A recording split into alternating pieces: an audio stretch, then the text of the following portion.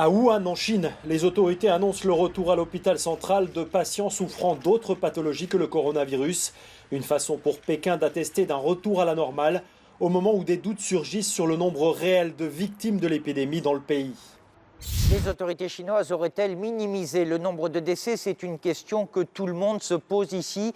Dans ce pays d'1,4 milliard d'habitants, il y a officiellement 3314 décès aujourd'hui en Chine, dont la majorité ici à Wuhan, l'épicentre de cette épidémie. Ce qui laisse beaucoup d'observateurs sceptiques quant à la véracité du bilan, d'autant que les autorités chinoises n'ont pas toujours été par le passé des plus transparentes.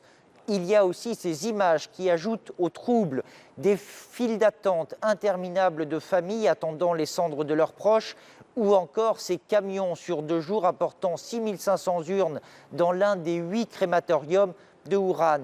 Selon certains observateurs et certains journalistes comme Radio Free Asia, financés par le gouvernement américain, le chiffre réel serait plus proche de 40 000. Selon les Britanniques, il faudrait multiplier le chiffre officiel par 15, voire 40. Là encore, la fourchette est un peu large pour ne pas être suspecte. Peut-être en saura-t-on plus à la levée du confinement le 8 avril prochain ici à Wuhan et qu'on aura alors une nouvelle estimation.